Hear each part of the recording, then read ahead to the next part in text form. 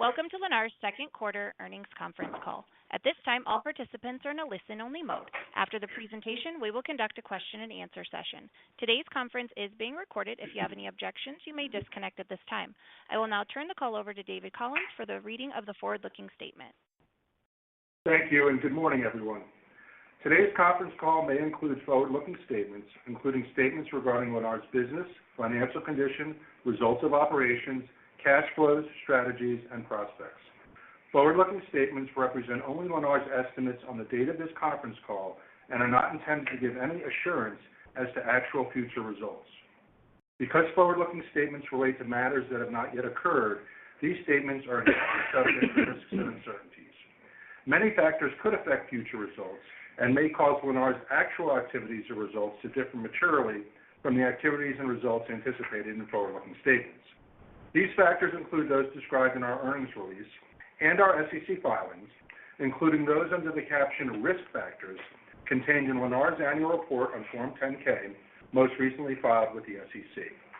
Please note that Lennar assumes no obligation to update any forward-looking statements. I would now like to introduce your host, Mr. Stuart Miller, Executive Chairman and Co-CEO. Sir, you may begin. Good morning, everybody, and thank you for joining us today. I'm in Miami today together with John Jaffe, our Co-CEO and President, Diane Bessette, our Chief Financial Officer, David Collins, who you just heard from, our Controller and Vice President, Fred Rothman, our Chief Operating Officer, Bruce Gross, our CEO of Lennar Financial Services, Mark Sestana, our General Counsel, and a few others as well. As usual, I'm going to give a macro and strategic overview of the company. After my introductory remarks, John is going to give an operational overview, updating construction costs, cycle time, and some other items. And as usual, Diane is going to give a detailed financial highlight along with some guidance for our third quarter of 2025. And then, of course, we'll take questions in our question-and-answer period. As usual, I'd like to ask that you please limit yourself to one question and one follow-up so that we can accommodate as many as possible. So let me begin. We're very pleased to review our 2025 second quarter results against the continuing backdrop of a challenging economic environment for the housing market. In the second quarter, we remained focused on our stated strategy by driving volume and growth, matching production and sales pace, using margin reduction to enable affordability, and sell and deliver homes to avoid building excess inventory. While our margin and earnings have been adjusting and, of course, falling, in order to accommodate the realities of the housing market conditions, we remain focused on volume and even flow production to enable re-rationalized cost structure and overhead in order to find a floor and rebuild margin, even as the overall housing market continues to soften. We expected that the new normal of higher interest rates for longer would mean lower margins for longer as we drove affordability. We knew that we and the industry were initially going to have to bring down the price of homes we build through incentives and mortgage buy-downs to meet affordability and normalize the supply and demand balance. We also knew that to rationalize margin from a lower average sales price we would only be able to rebuild margin from a more efficient cost base. We believe that we have gotten ahead of these market realities, and we are building what will become a stronger margin-driving platform by using volume to enable us to drive costs down across our platform. We know this takes time, but we also know it will help build a healthier housing market and position Lennar for bottom-line growth even as the market remains soft. Admittedly, we haven't gotten there yet, but we believe that we're getting very close to the bottom and the time when we will build back margin from a lower cost structure, and I'll explain that in more detail shortly. First, I'll discuss the market environment, then review our strategy, then relate strategy to our reported numbers and expectations for the near future. Let me start with a macro view of the housing market. Consistent with last quarter's earnings call, the macroeconomy remains challenging as mortgage interest rates have remained higher, while consumer confidence has been challenged by a wide range of uncertainties, both domestic and global. Across the housing landscape, actionable demand has been diminished by both affordability and consumer confidence, and therefore has continued to soften. At the same time, supply remains constrained by years of underproduction. New construction has slowed as builders have pulled back on production due to mixed demand signals, exacerbating the chronic supply shortage that derived from the Great Recession and its aftermath. Additionally, restrictive land permitting, along with higher impact fees, remain supply constraints, while labor and material costs, lumber is a particular headache, are generally increasing. Accordingly, given short supply, home prices remain high, with median sales hovering around $400,000 in many markets. Demand, however, is still high as people want and need homes.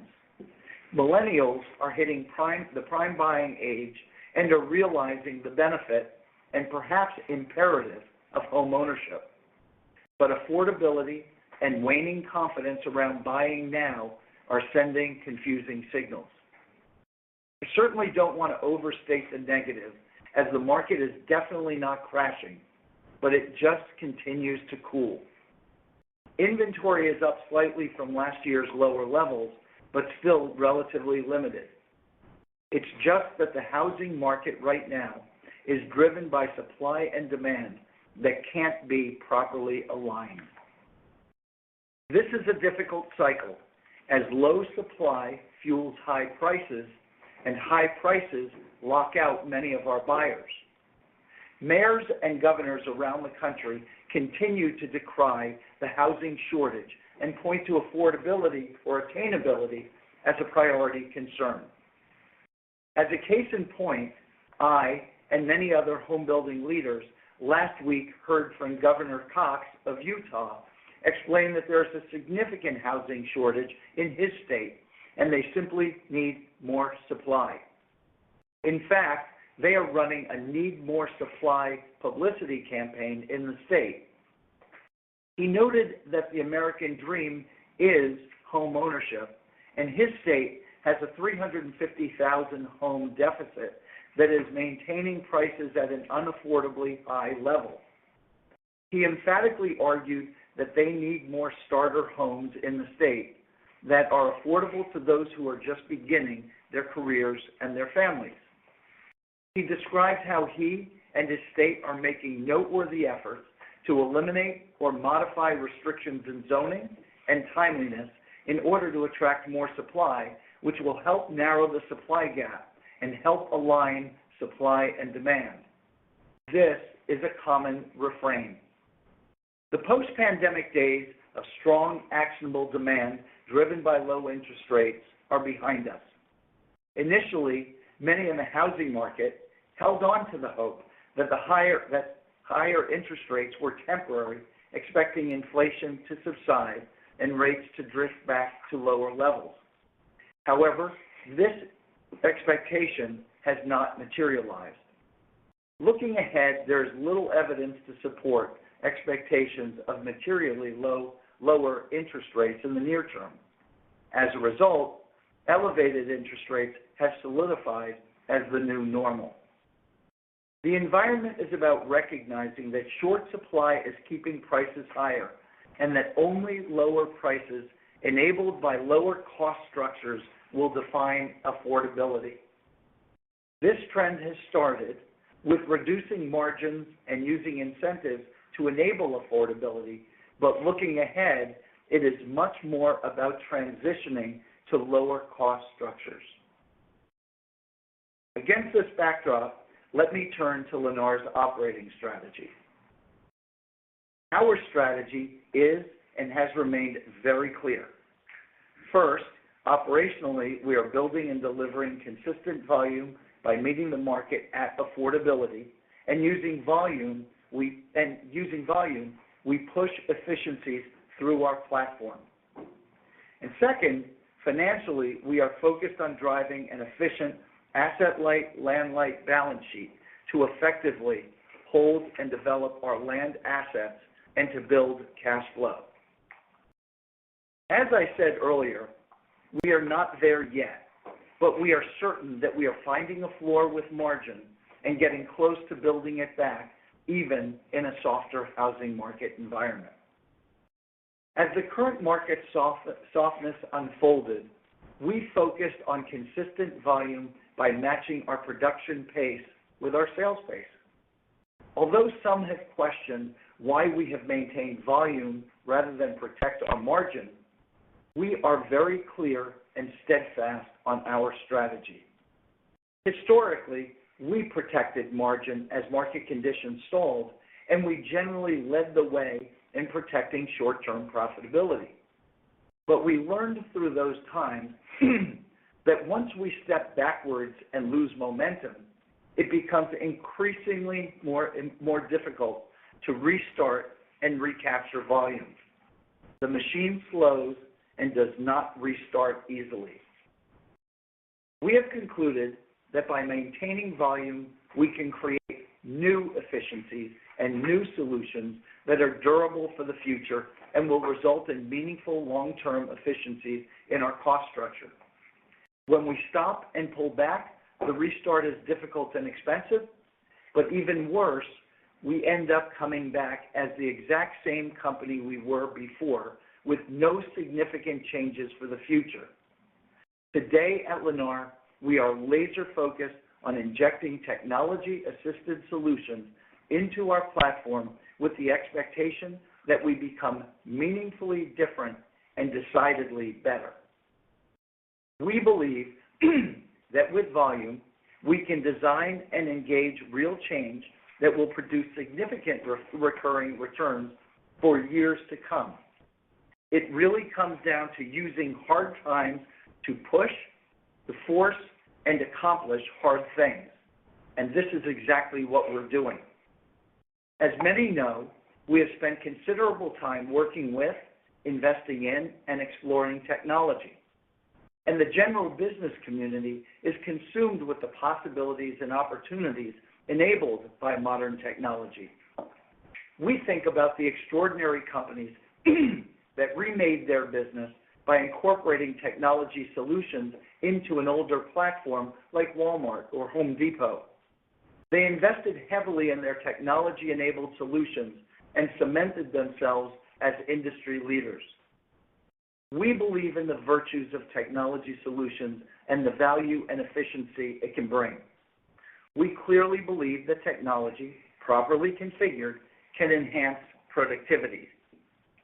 Today's technologies can and will combine with extraordinary management teams to bring efficiencies that have never been seen before.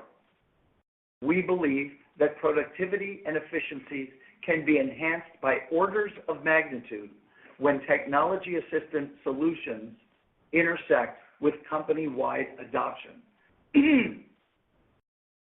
We have learned that modern technology is not plug and play. In order to get excellent product development and achieve adoption, it requires substantial monetary investment, management time, and widespread engagement. Additionally, it needs a lot of volume to run through the system for development and for A/B testing. These solutions are very hard to create and even harder to incorporate into an organization that is accustomed to old ways and old habits. But we are certain that the returns on investment will be significant in both cost savings and efficiency in the way that we acquire and interact with our customer. This is why we are driving volume and focused on using that volume to enable unique Lennar technology-enabled solutions. I'll review some examples shortly. But first, let me briefly reflect on our second core strategy of driving an efficient asset-light, land-light balance sheet to efficiently hold and develop our land assets and build cash flow. As I noted last quarter, the Millrose spin was a critical part of our asset-light, land-light strategy, but there is more to accomplish. The land strategy also benefits from our volume, as greater predictable volume enables greater certainty for the capital market and will help build a more capital-efficient market for this very important part of our business. We're continuing to drive certainty with volume for our land bank partners, and this will help ensure stability and dependability. In turn, that dependability will translate into certainty and predictability for Lennar. Additionally, this part of our strategy also benefits from our technology-enabled solutions work, as a technology-based administration system will enable efficiency at many levels, and I will further address this shortly as well. So now let me turn to our results. As I noted earlier, we're quite pleased with the success embedded in our second quarter results and accomplishments. In very complicated market conditions, Lennar associates have been executing our strategy while learning and developing new technologies for our future. This is hard work, and I thank them all for their amazing contribution to that future. In our second quarter, we started over 24,000 homes, making up for last quarter's shortfall. We delivered over 20,000 homes and sold 22,601 homes. As mortgage interest rates moved higher for longer and consumer confidence declined, we continued to drive volume with our starts while we incentivized sales to enable affordability.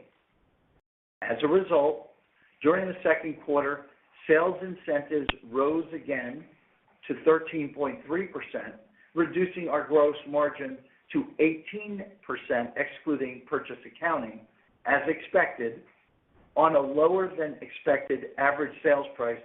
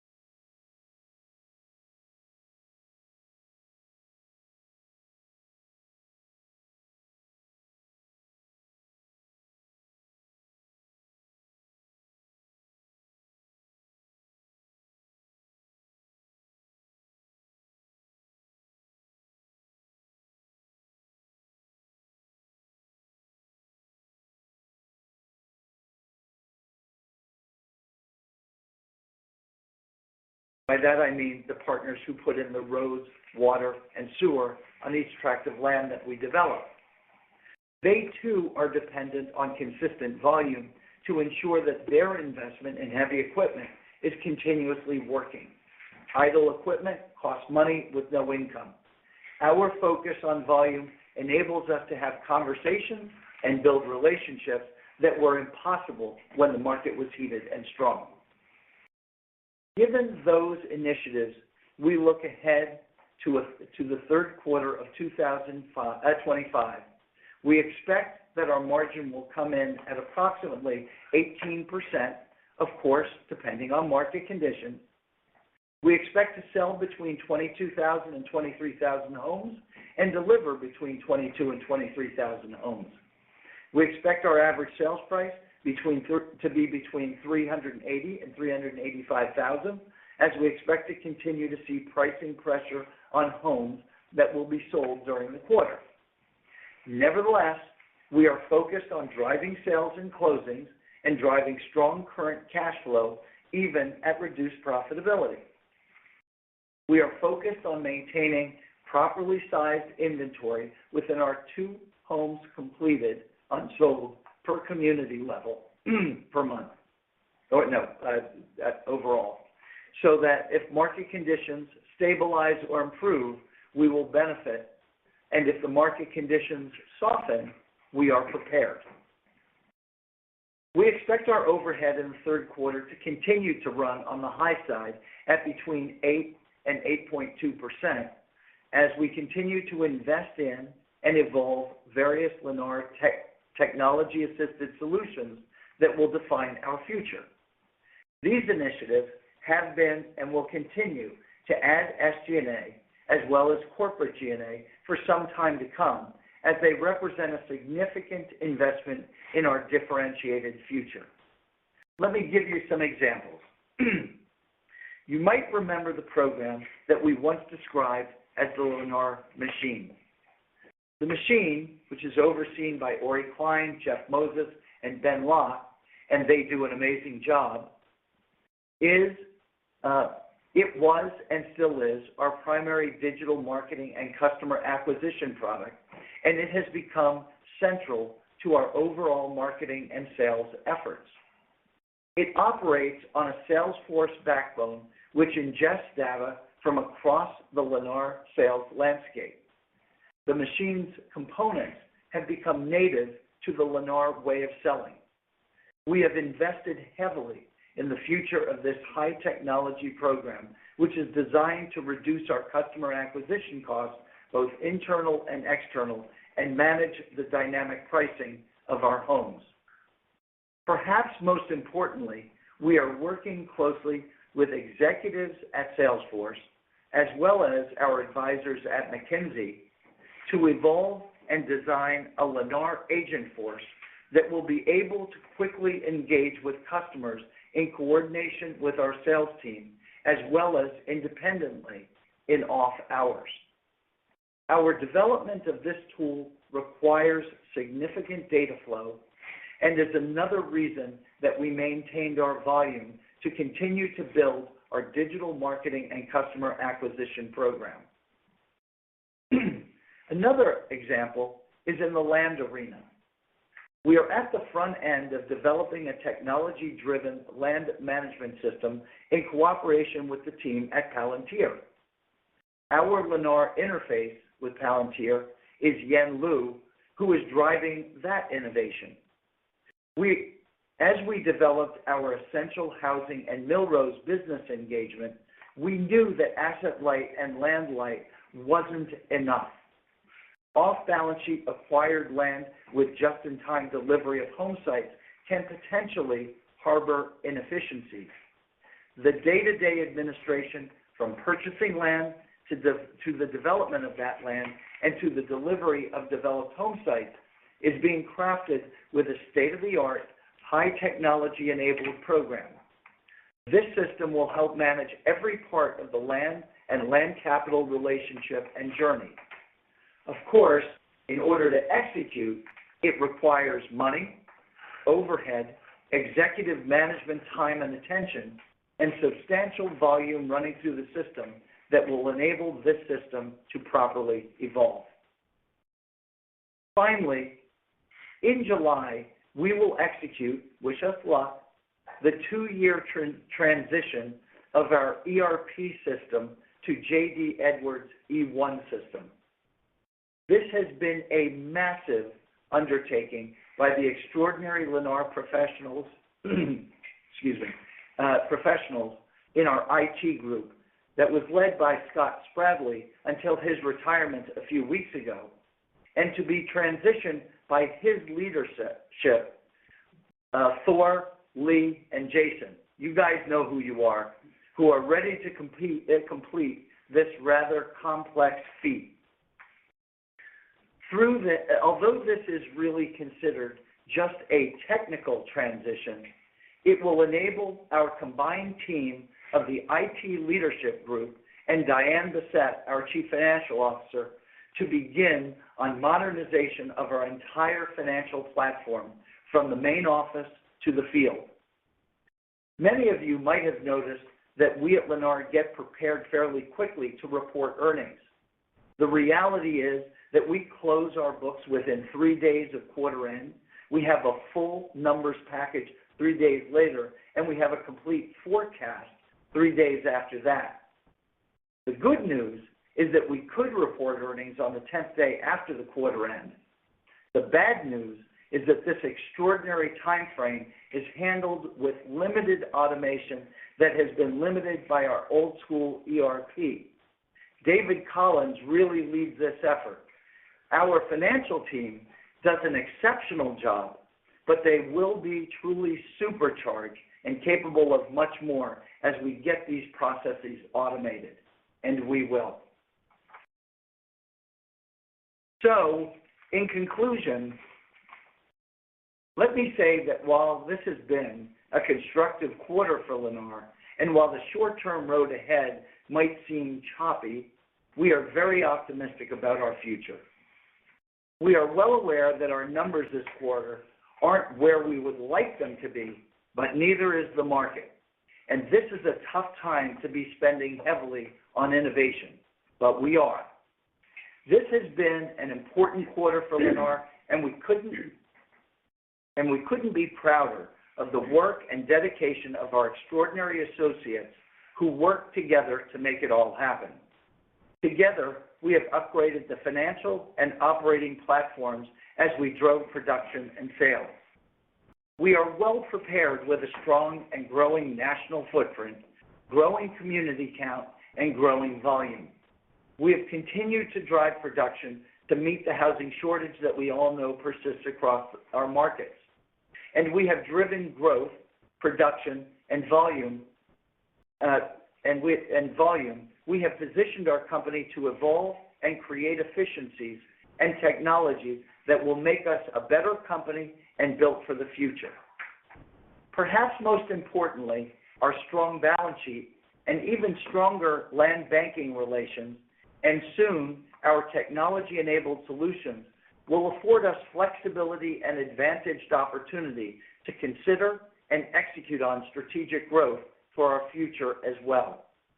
In that regard, we will focus on our manufacturing model and continue to use our land partnerships to grow with a focus on high returns on capital and equity. Lennar is extremely well positioned for the future, and we look forward to keeping you up to date on our progress. And with that, let me turn over to John. Thank you. Good morning, everyone. Stuart has described in detail the why and how behind our strategy of being a consistent, high-volume, technology-enabled home-building manufacturer and our commitment to execute that strategy. We strongly believe this strategy will produce greater efficiencies and drive down costs throughout our platform. I'll further review this as I discuss our performance on sales pace, cost and cycle time reductions, and the execution of our asset-light land strategy for the second quarter. Our sales pace for the second quarter was 4.7 homes per community per month, in line with our sales plan. The well-documented softness of the spring selling season showed the impact of affordability challenges driven by higher interest rates and elevated home prices, along with the uncertainty associated with the macro environment. As the market softened, we leaned into our people and processes to find market and maintain sales pace. This involves the rigor of a daily review of marketing and sales data to make needed adjustments. Based on real-time analysis of traffic, sales pace, and inventory, we will either make no adjustment to prices, increase incentives, or decrease incentives. This is powered by some of the technology that Stuart referenced, as we have added new automated pricing capabilities to the Lennar machine, This particular technology analyzes all of this marketing and sales data and provides pricing recommendations. It is in its early stages, but we're encouraged thus far. We continuously make pricing adjustments with the goal of ending the week with both the targeted number of sales and with a focus on selling our completed or soon-to-be completed inventory. If any community falls short of these goals in any given week, the analysis of the data provides us with course-correcting actions. By adhering to this discipline, we ended the quarter well-positioned with an average of under two unsold completed homes per community. All of the markets we operate in experience some level of softening. Even in our strongest performing markets, buyers needed the assistance of incentives. Incentives, while varied across the different markets, were primarily in the form of assistance with mortgage rate buydowns. The markets that experienced more challenging conditions during the quarter were the Pacific Northwest markets of Seattle and Portland, the Northern California markets of the Bay Area and Sacramento, the Southwestern markets of Phoenix, Las Vegas, and Colorado, and some Eastern markets such as Raleigh, Atlanta, and Jacksonville. These markets experienced sensitivity to higher home prices and/or the macro impact on the technology workforce. Turning to the production side of operations, as Stuart highlighted, achieving construction efficiencies is the goal of our production-first strategy. Our start pace in the second quarter was 5.1 homes per community per month, providing meaningful volume to the supply chain, which is critical to accomplishing our mission of lowering costs and cycle times. Achieving these goals is measured by reducing costs across our entire platform. The proper execution of this strategy will deliver savings in direct construction, land development, land acquisition, indirect costs, and SG&A. Volume, and importantly, consistent even flow volume, along with efficient-to-build plans and digitally enabled scheduling and quality control processes all drive cost savings. Our commitment to this consistent volume means our trades can drive down their own cost structure as well as work successfully on lower margins, allowing us to stabilize and ultimately grow our margins. The cost reduction discussions with our supply chain are grounded in both the recognition that our consistent volume and market conditions require a recalibration of costs.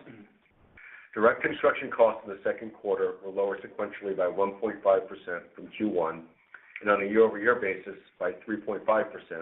To our lowest direct construction costs since Q3 of 2021. This trend will continue into our third and fourth quarters. Another benchmark of efficiency is our cycle time. In our second quarter, cycle time decreased by 5 days sequentially from Q1 down to 132 calendar days on average for single-family detached homes. This is an 18-day or 12% decrease year over year and is lower than pre-pandemic cycle times. We expect to see continued improvement in cycle time as well throughout our third and fourth quarters. Our operating strategy is also resulting in reductions in land development costs and in restructuring land acquisitions. As Stuart noted, our consistent volume comes into play as it provides consistent and predictable work for land development contractors who depend on the utilization of heavy equipment. Similarly, the consistent and dependable takedown of land in a slowing macro environment allows for the proper alignment of timing of land closings and a recalibration of the purchase price of land. With respect to the question regarding tariffs, consistent with our commentary last quarter, we have had no impact to date to our costs from tariffs. We work closely with the supply chain to prepare for alternative sourcing if it becomes necessary, as well as the expectation that our trade partners will work with us to mitigate and offset cost impacts should they present themselves. As Stuart addressed, and Diane will provide further details, we continue to execute on our asset-light strategy. We ended the quarter with our supply of owned home sites improving to 0.1 years, down from 1.2 years a year ago, and controlled home site percentage increasing to 98% from 79% a year ago. During the quarter, land banks acquired on our behalf about 17,000 home sites for about $1.4 billion and a commitment of about $2.1 billion in land development. We purchased during the quarter from our various land bank partners almost 22,000 finished home sites for about $2.7 billion. The cost and processes in and around land banking provide another area for efficiencies, as Stuart discussed. With our focus on the coordination between land sellers and land banks of just-in-time land acquisitions with the commencement of land development, our consistent volume provides the opportunity for processes and technologies that will lead to cost reductions. These improvements in execution of all of our operating strategies enable capital and production efficiencies, leading to an improved inventory turn, which now stands at 1.8 versus 1.6 last year, a 13% improvement. In our third quarter, we will continue to focus on meeting our planned sales pace while intensifying our efforts to reduce costs and maximize efficiencies across our operating platform. I want to thank all of our Lennar associates for their hard work, focus, and dedication for the work accomplished in our second quarter and for the hard work that lies in front of us. And now I'll turn it over to Diane. Thank you, John, and good morning, everyone. Stuart and John have provided a great deal of color regarding our operating performance. So therefore, I'm going to spend a few minutes on the results of our financial services operations, summarize our balance sheet highlights, and then provide estimates for the third quarter. So starting with financial services. For the second quarter, our financial services team had operating earnings of $157 million. The strong earnings were primarily from our mortgage business and were driven by a higher profit per loan as a result of higher secondary margins and also due to a higher capture rate. The financial services team is intensely dedicated to providing a great customer experience for each home buyer and has created true partnerships with our home building teams to best accomplish that goal. Our LFS teams, together with our home building divisions, are truly one Lennar. Turning to our balance sheet, this quarter, once again, we were highly focused on generating cash by pricing homes to market conditions. The result of these actions was that we ended the quarter with $1.2 billion of cash and $5.4 billion of total liquidity. We are now positioned as a land-light, thus lower-risk manufacturing home builder. Our year's supply of owned home sites was 0.1 years, as John noted, and our home sites control percentage was 98%. We ended the quarter owning 12,000 home sites and controlling 520,000 home sites for a total of 532,000 home sites. We believe this portfolio of home sites provides us with a strong competitive position to continue to grow market share and scale in a capital-efficient way. With our focus on returns, we are pleased that our inventory turn increased to 1.8 times with a solid return on inventory of 27%. As we've stated in the past, we balance margins and asset turnover as both contribute to higher returns. During the quarter, we started approximately 24,200 homes and ended the quarter with approximately 42,400 homes in inventory. This inventory number includes 2,900 homes that were completed unsold, which, as noted, is under 2 homes per community and continues to be within our historical range. Turning to our debt position, we opportunistically raised $700 million in senior notes at 5.2% due in July 2030. We primarily used the proceeds to pay off $500 million of senior notes that matured in May. As a result, our home building debt to total capital was 11% at quarter end. Our next debt maturity of $400 million is not due until June of 2026. Consistent with our commitment to increasing shareholder returns, we repurchased 4.7 million of our outstanding shares for $517 million, and we paid dividends totaling $134 million. Our stockholders' equity was just under $23 billion, and our book value per share was about $87. In summary, the strength of our balance sheet provides us with confidence and financial flexibility as we progress through the balance of 2025. With that brief overview, I'd like to turn to Q3 and provide some guidance estimates. Starting with new orders, we expect Q3 new orders to be in the range of 22,000 to 23,000 homes as we match production and sales pace. We anticipate our Q3 deliveries to also be in the range of 22,000 to 23,000 homes, with a continued focus on turning inventory into cash. Our Q3 average sales price on those deliveries should be about $380,000 to $385,000, and gross margin should be approximately 18% as we continue to price to market and use incentives to enable our customers to attain affordable homes. Our SG&A percentage should be in the range of 8 to 8.2%, impacted by our continued investment in technology solutions. All of these metrics, of course, are dependent on market conditions. For the combined home building, joint venture, land sales, and other categories, we expect a loss of about $25 million. We anticipate our financial services earnings to be approximately $175 to $180 million. For our multifamily business, we expect a loss of about $40 million as we continue to strategically monetize assets to generate higher returns. Then turning to Lennar Other, we expect a loss of $35 million, excluding the impact of potential mark-to-market adjustments to our public technology investments.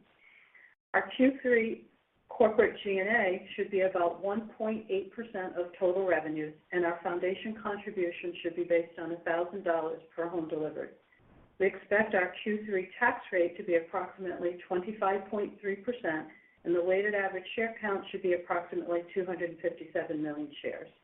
And so on a combined basis, these estimates should produce an EPS range of approximately $2 to $2.20 per share for the quarter. In conclusion, I, like Stuart and John, would like to say thank you to the financial teams in our divisions and in our corporate office. You bring an incredible amount of dedication to the table each and every day, and it is greatly appreciated. With that, let me turn it over to the operator. Thank you. We will now begin the question and answer session of today's conference call. We ask that you limit your questions to one question and one follow-up question until all questions have been answered. If you would like to ask a question, please unmute your phone, press star 1, and record your name clearly when prompted. If you need to withdraw your question, you may use star 2. Again, that is star 1 to ask a question, and our first question will come from Alan Ratner from Zelman & Associates. Please go ahead. Hey, good morning. Thank you for all the details so far. Very helpful. Lot to touch on here, but I think first maybe if we could just chat a little bit about the consumer and what you're seeing there. I know, Stuart, you went into a lot of detail about the overall demand environment, but you know, we've been getting a lot of questions, hearing a lot of concerns, reading headlines about just the overall quality of the consumer today, and you know, some headlines about student loan, for example, that's beginning to impact some credit scores and just overall kind of stretched, kind of quality there. So have you seen any dramatic shifts that would, year to date in terms of credit quality or just the overall ability for consumers to purchase homes, or has this been kind of just a slow, steady grind over the last few years given affordability constraints? Look, I'm just going to say generally, and I'm going to turn it over to Bruce for a second. But just generally speaking, the market has definitely softened or continued to soften.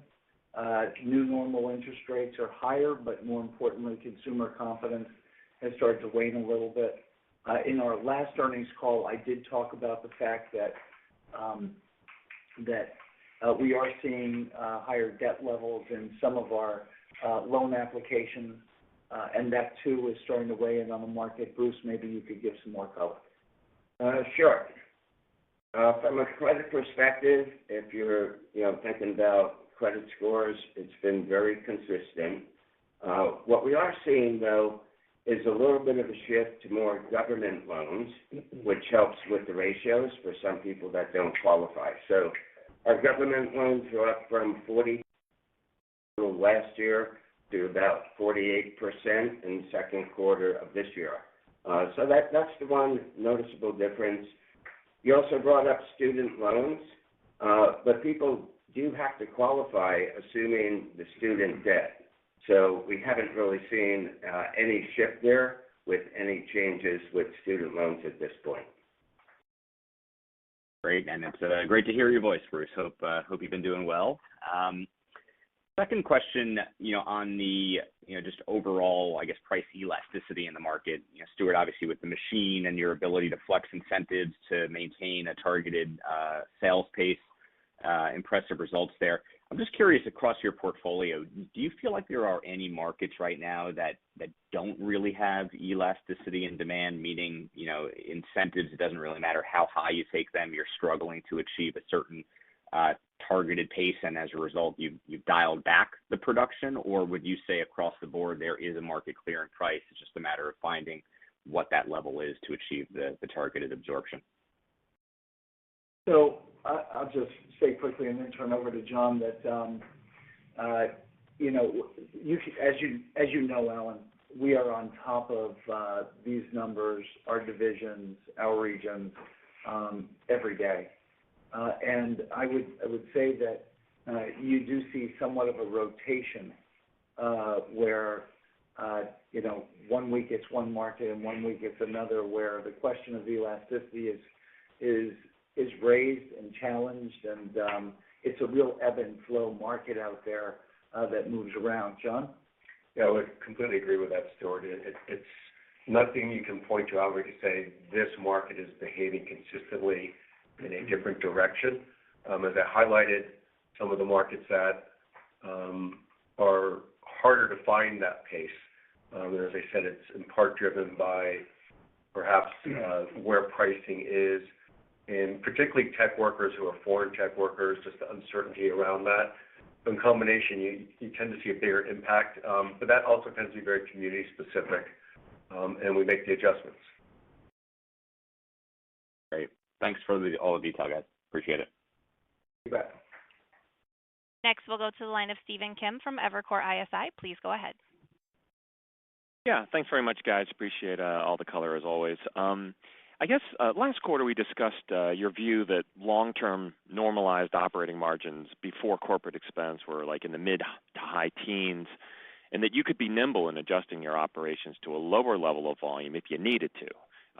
You made clear today, again, you're definitely committed to driving volume-based efficiencies, but based on the third quarter order guide, it looks like maybe you are tweaking down volume a little bit, and your comments there just in response to Alan, it sounds like maybe some markets where there's an inelasticity of demand, you sort of may be tweaking volume down a bit. So I'm just wondering, first of all, to make sure that I heard that correctly, I also noticed you didn't really give, I didn't hear it at least, a full year volume guide. So my question basically is, could you talk a little bit about how you see the overall level of volume on an annualized kind of basis? Has it changed in the last few months? And is there some sort of a metaphorical line in the sand for either volume or margins that is worth talking about? In addition to the sort of the long-term normalized level, is there like a bottom line or a bottom or floor level that's worth talking about? So that's a number of questions in one, but let me clear up, Steve, that in my comments I did say that we are still expecting for the full year to hit the bottom of the range that we previously articulated of 86,000 to 88,000 homes. So we did detail that. I think that we're remaining consistent. And we're focusing on driving volume, but we're not trying to break anything. This is a day-by-day kind of program of, working with market conditions. And what we're doing is adjusting pricing, using incentives to meet the market at affordability. And at the same time, we're working with cost structure to say, okay, the market is going to be able to afford X. Now we've got to be able to build something that is market desirable at a cost structure that enables us to make a responsible margin. Is there a breaking point? I don't think so, Steve. I think that we're really focused on saying the market is going to be where it's going to be, and that interest rates, the interest rate is part of the affordability program. We're going to have to find a way. The challenge for the industry is going to be to find a way to build at cost structure and take inefficiencies out of our system, build that cost structure, housing that the market can afford. At the end of the day, this conundrum that you've got a supply shortage and demand challenged at the affordability level, I tried to really highlight that. It's not something that we've really seen before. And so the market needs supply. It needs supply at a cost structure where we can make a margin and where the customer can afford. And that's what we're driving towards, with everything that we're doing. I think you said it really well, Stuart, and that's, as I highlighted those markets that have some more challenges, Steve, it's exactly as Stuart said, we are finding our way to a recalibrated cost structure to meet that demand. The demand is there. It is just challenged, as we all know. So it's up to us to do the hard work to figure out how to provide pricing with our homes that is actionable for those consumers. Yeah, and obviously a lot of that is just good old blocking and tackling and making sure you're sharing the pain with all of your partners who are benefiting from your volume. But you also talked intriguingly, Stuart, at length about technology and the major productivity gains you anticipate from technology. And you made clear that you felt like you weren't quite there yet. And so what I wanted to clarify is the gap, is it one of know-how and time, or do you think that you actually need to have a higher level of volume than you have today in order to capture and optimize those productivity gains? It's a really important question. Let me first say, I think that we need volume, but I think that we have volume.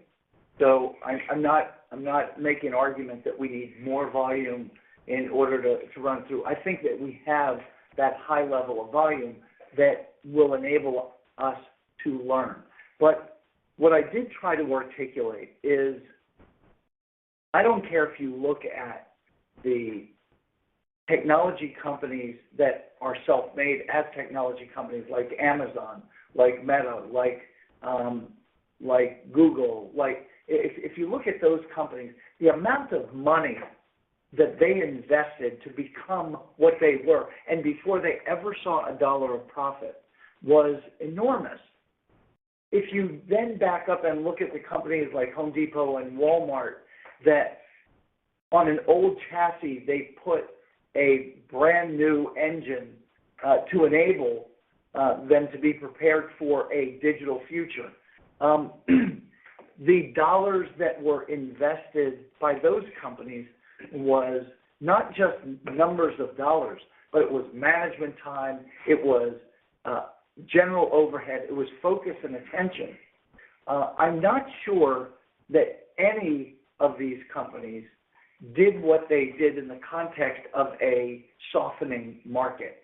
And so the coincidence of, we didn't start what we're doing in a softer market, but we're traversing a softer market as we are building these components that we think position our company to be very unusual within the industry.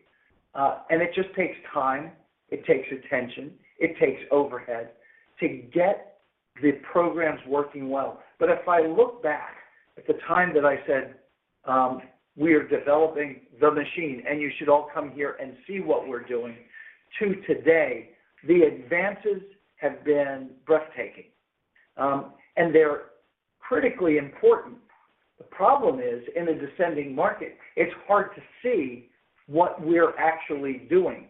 But our grasp on the numbers, moment by moment, day by day, of what's coming through our system and how we're set up for sales and how marketing is driving the sales component that we're looking at. If I think about the response time and the quality of engagement with our digital customers, these things are, I'm going to say, revolutionary in terms of what we're used to as a company, and we're learning every day.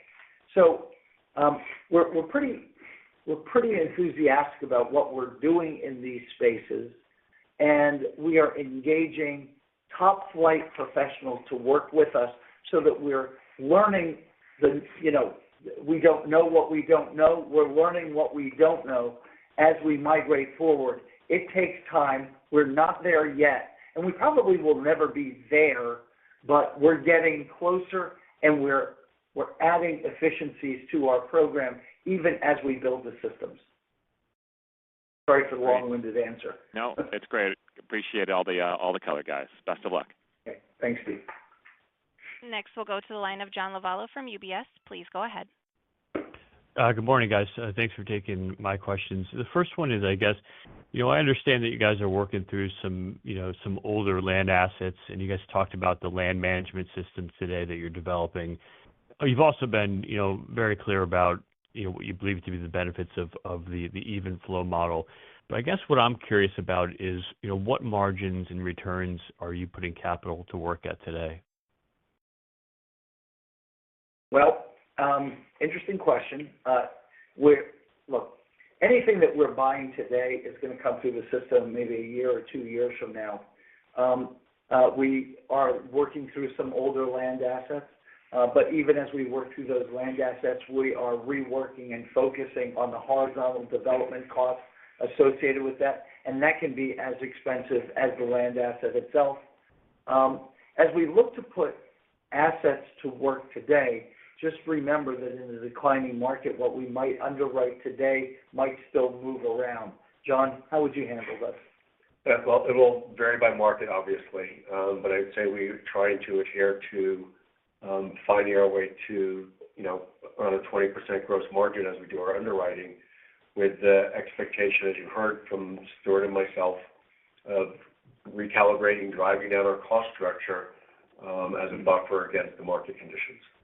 But just remember that because our land assets are generally much shorter term than they ever were historically, we are running through, over shorter periods of time, those land assets and reloading with newly configured land assets on a regular basis. And that rotation means that we might suffer from some lower margins for a period of time, but over time, there will be a turnaround. Home prices presumably will start to migrate up, and that notion will turn on itself where margins will be improved. Fred, do you want to add to that at all? Yeah, I think we're also exhibiting quite a bit of patience as we look at deals today and being very selective as we fine-tune our negotiating skills again and bring back the lessons that we've learned over the many years at Lennar to buy land at the right price and, most importantly, right now, on the right terms. So we're not taking down large tracts. We're buying just in time, and we're being very selective in what market we're pursuing. Great point, because we've spent a lot of time with this.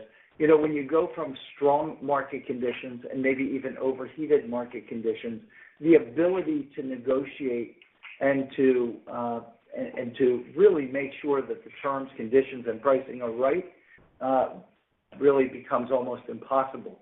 When you then migrate to slower conditions that we're in right now, we have to re-educate ourselves and start incorporating some of those old skills that are critically important.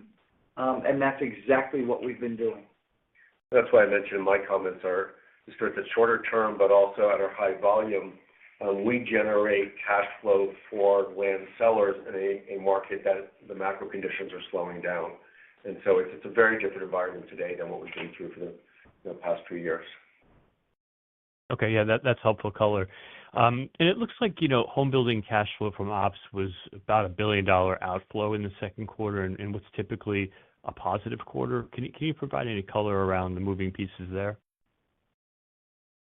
Yeah, sure. I think what you're seeing, John, is just the impact of the lower average sales price for a variety of reasons, and also just some lingering remnants of the Millrose spinoff. So the cash flow is really most dependent on our ASP and the margin, the bottom line margin. And, you've seen that those are both challenged in the second quarter.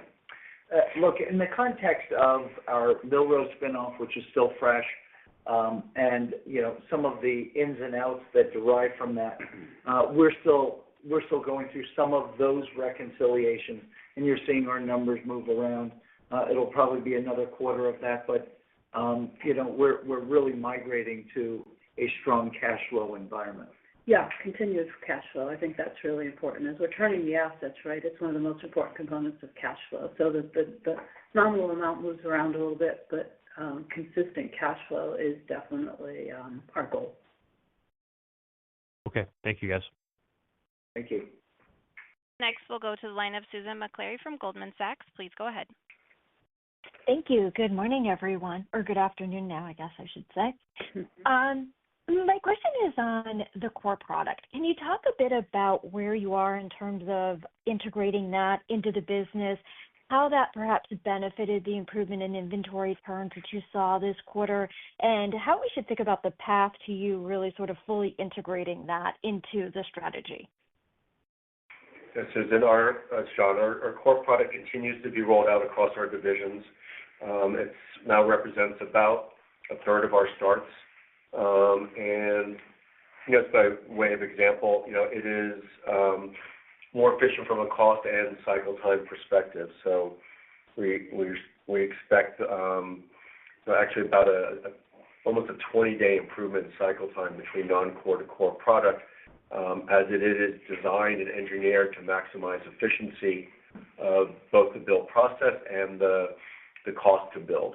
And so we're seeing continued improvement, and it just takes some time to roll out across all of our product portfolio. We started at our more entry-level price-sensitive products, knowing how important it is to deal with price sensitivity there.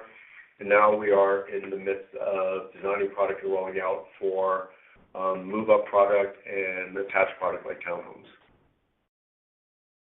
Okay, that's helpful. And then maybe looking out further with that, do you think you can eventually get to 3 times inventory turns, or where can you get to with the turns? And what kind of an environment would you need to see that, and how does that work into the cash generation of the business over time? It's interesting that you bring this up. We didn't spend a lot of time on core product today, but it is a core focus. And that's exactly where our focus becomes. Now, it's going to take us a little bit of time, but we're definitely looking at a 3 times kind of turn as a North Star for the company, and maybe beyond that. We think that there are still a lot of levers to pull. Our core product focus, something, again, is a drumbeat on a regular basis through our division, and it will make a meaningful impact in our ability to improve our inventory turns. So, we kind of adjusted our discussion today towards some other things. And it's a lot like the machine that we brought back up today. 2 years ago, we were talking about it pretty regularly, and then we just went kind of quiet with it. The same thing with core. It is happening every day in the company, but it's not something that we need to talk about. You'll hear more about it over time. Okay. Thank you for the color. Good luck with everything. Okay, you bet. Why don't we take our last question? And for the last question, we'll go to the line of Michael Rehaut from J.P. Morgan. Please go ahead. Hi, thanks. Appreciate it. I guess good afternoon now, everyone. Thank you, Mike. Wanted to first dive in a little bit to the SG&A. You've kind of highlighted different drivers of the SG&A move, year over year, quarter to quarter. And even in the press release, initially in the press release earlier on, the rise in SG&A was tied to a further investment and an engagement in future efficiencies. But later on in the press release, you said the rise was primarily due to less leverage due to lower revenues and an increase in marketing and selling expenses. So just wanted to dive in a little bit to that line item and understand, when you talk about, low 8s and about up 150 basis points roughly over the, first half of this year versus last year, is it more the investments that we're talking about, or is it more due to the increase in, marketing and selling and sales commissions and other marketing, market-related, housing market-related drivers? So, Mike, you're right on. It's really all of the above. The reduction in average sales price and in revenues, that's just math. And we're just pointing out, the obvious math. But underlying our very, very strong and high SG&A levels, and corporate for that matter, is the fact that we have running through those items some significant time, attention, investment, specific dollar outlays, but additional overhead people that are working on these programs that we think build lasting efficiencies. We believe that the return on that investment is going to, in the rearview mirror, look very, very attractive. But as you're building these models and programs, it's very hard to be able to identify what that return is going to be, but the investment is nonetheless still there and running through the system. And as I said, and this is the tricky part, is most companies that have rebuilt systems and spent significant dollars have done it in the context of fairly strong market conditions. And decidedly right now, we are in an industry that is going through a bit of an industry recession. And therefore, I just say that it's unusually high dollars spent on technology at a time when the market is pulling back. So you do have some of that math issue as well. Okay. I appreciate that. And I guess secondly, just on the gross margin, just want to understand, kind of what's in that and, when you give the guidance for next quarter, what is and not in that. So what I'm referring to specifically is, first of all, the Millrose dividend payments or option deposit payments, I think annualized of around $500 million. Is that full annualized impact at this point fully reflected in the 18%, or is that something that might be a headwind for next year? And secondly, when you give the 18% gross margin guidance, is that also inclusive of the 20 bips of purchase accounting? So, Mike, I'll take that. The first one. So let's talk about the purchase accounting. Pretty negligible for the third quarter. So I think you can kind of take that off the table. As far as the option maintenance fees, remember, since we started our land banking program, 4 or 5 years ago, that's been embedded in the cost. Now, of course, with the spinoff of Millrose, there is that additional fee. But yes, it's all included in the margin guidance that we give. And as Stuart and John have been, really pointing out, all of the pressures, whether it's the market, option fees, all really just keep us incredibly focused on cost efficiencies to offset any of the negatives that are in the gross margin. So it's really not just additional option fees. That's one component. But all of the headwinds, are why we're so passionate about making sure that we're focused on cost efficiencies. I think that one of the things that we've done particularly well, given our financial group and the integrity that is wrapped in that financial group, looking forward and looking backwards is the same. It is consistent. The way that we look at margin is consistent. There are no moving pieces that are changing the way forward versus what we're doing right now. It's exactly consistent with what we've been doing. So you're really looking at apples for apples in the evaluation. And if you look at the way that we're thinking about margin, again, we know the market is soft. We know the market is difficult. We are injecting some important savings or cost alterations in the negotiating that we're bringing to, whether it's horizontal costs, vertical costs, or SG&A costs. We are working through how do we make an attractive or at least appropriate margin, given where market affordability is, the product that we have to build, and building it on a more efficient basis and at a lower cost. That's what you're seeing in our margin, and that's how we're approaching the business. So with that, Mike, thank you, and thank you everyone for joining. We look forward to coming back in the third quarter reporting again. Have a nice day. That concludes Lennar's second quarter earnings conference call. Thank you all for participating. You may disconnect your line, and please